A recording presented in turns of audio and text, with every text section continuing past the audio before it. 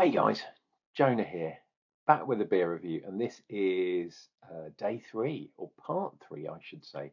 So I'm not sure exactly what order I'm going to upload these in, and because it's my birthday week, um, yeah, I've been drinking a few beers, and yeah, I'm kind of got a backlog for uploading, which is good. But I've also got a bit of a problem with the computer, the laptop, in the rendering of videos, which is crazy. But that is aside, thank you for joining me. And thank you to Mark, who's my cousin and my godfather, Mark and Angie, for my beer box from Vibrant Forest, because that is the beer we're having today. We are having Treeline Lager, um, kind of a black kind of forest. I don't know. It's weird. It's a forest. Well, it's a tree, and it's sort of like it looks a bit like an urban kind of weird, a tree in an urban environment. That kind of weirdness. It's a lager. It's a kind of gluten-free lager, in fact. At, if we look down here, 4.1% on the ABV. Nothing amazingly special in here, but Treeline is a crisp, clean, and bready Helles-style lager with balanced flavor profile, showcasing German ingredients throughout. Doesn't actually say what the ingredients are. Noble hops, I would imagine. We shall see how clear it is, and that will give us a bit of an idea as to kind of what malts they used. But yeah, it's getting some good scores. 3.5 on Untapped, a bit over that actually. Ooh, this has been in the fridge, but look, it's kind of bubbling out of the can, which is fine for a lager. I'm not too worried. I'm glad I put it in the fridge. We have got the Tulip of Doomage, and we shall do a pour. I'm expecting this to maybe have a slight chill haze. Oh, it's quite well carbonated in the German style, which is cool, as a Helle should be, or Hells, as they call it. Or some people do anyway. I try and say Hellas. Jesus Christ, look at that. There's quite a lot of. Oh, you can't see it. I'm looking from my end. There is quite a lot of carbonation going on. Is it going to show any of the bubbles coming through? Oh, that's such a shame. Anyway, you can see the head is definitely there. It is more than two, less than three, 2.5, 275. And if I had a proper German handled glass, this type of beer might have one of those flippers. Are they called flippers? That kind of sits on the top, trying to stop the carbon dioxide escaping, but also stopping kind of bugs and things getting into your beer, which is fantastic. Right, let us have a look. Now, this is more hazy than a recent beer I've had that was called a hazy beer. And, you know, it shouldn't be that hazy as a kind of, it should be a clean, crisp. Helles maybe give it a tiny bit of extra kind of haze, especially as chill haze. But this is kind of what,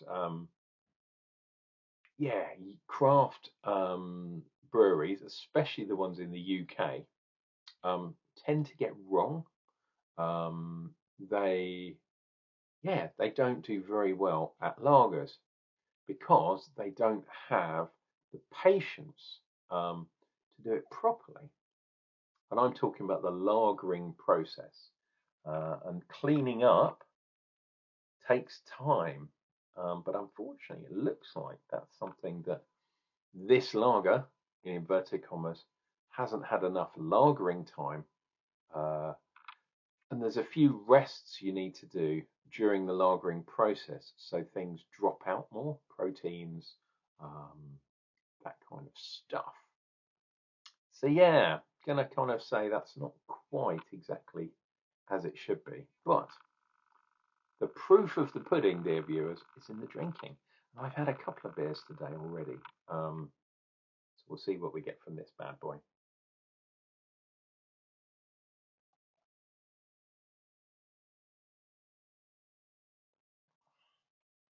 Oh, okay.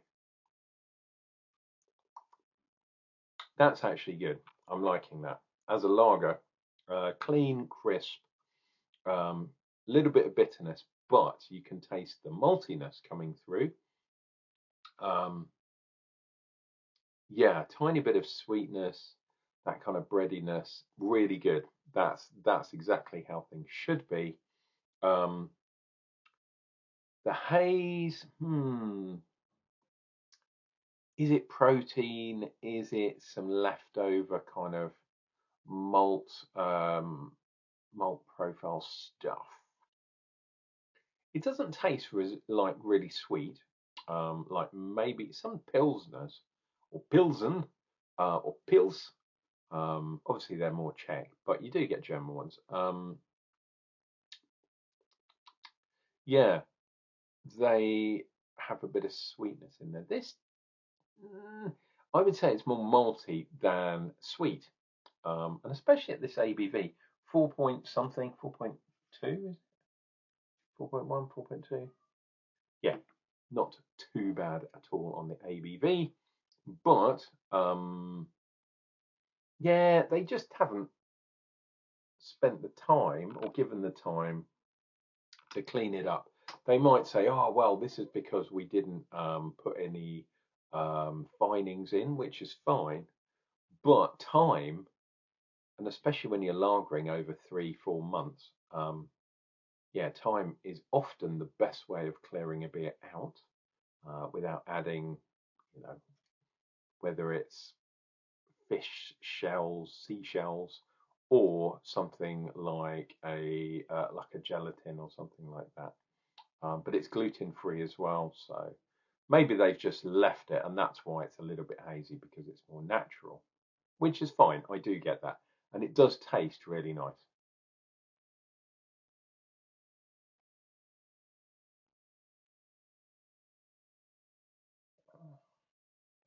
Oh, ooh. Yeah. I mean, I've been to Munich and I've drunk Munich House in Munich, and not too far off a really nice, crisp, clean Hell's lager. Lager is lager is lager. Do I want to hazard a guess? No, as to the hops and malts. Um, it's going to be something like Tetenanger, I reckon, along those lines. It's a noble hop. It's going to be. Uh,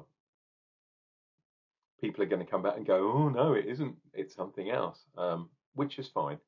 Um, but yeah, it's a noble hop. It's a traditional bittering hop, not leaving a huge amount of flavour from the hops. That is. Um, yeah, a lot of this is all about where the malts are in getting involved, which I totally get. Oh my god, the carbonation's building up inside. It's going to be belching time very soon. Oh, yeah, there we go. Very well carved, which is cool. Lagers, not a problem with that at all. If I swirl this round to try and get some of the carbon dioxide out, that might help. Who knows? Um, the other thing, I'm not getting obviously I've just swirled the glass, but I'm not getting a huge amount of kind of things sticking on the side of my glass, which is a shame because when you have a German lager or something, especially when it's not a macro one, where it's a proper traditional lager, you do get quite a lot of lacing on the side of the glass, which I really like. Um, it is actually clearing up a little bit. I don't know if you can see. You can see the shadow of my hand through the glass, but it's not obscenely clear. It's not obscenely hazy. It's in the middle. It's a chill haze, put it that way.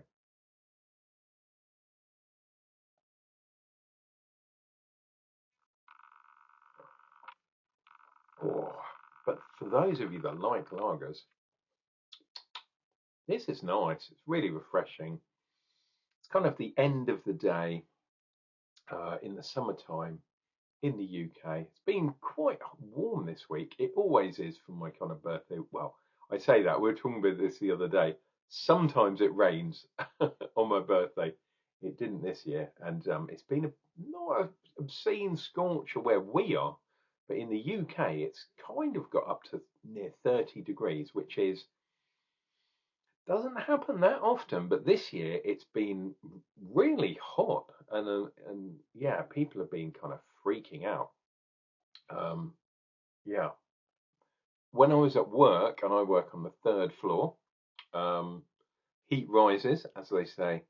Got to have the windows open, got to have the fans on. It does get a bit too hot, and I've gone home a couple of days early, because yeah, I don't really do well in excessive heat.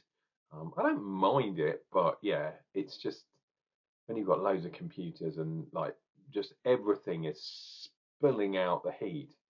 I just get really sleepy and not very productive. But yeah, that's luckily for me, I get flexi time, so yeah, I can leave a bit early. So long as I'm there the majority of the day, they don't mind if I leave a bit early, and I can work from home, which is cool. It's hot at home as well, though, but at least I can chill out somehow.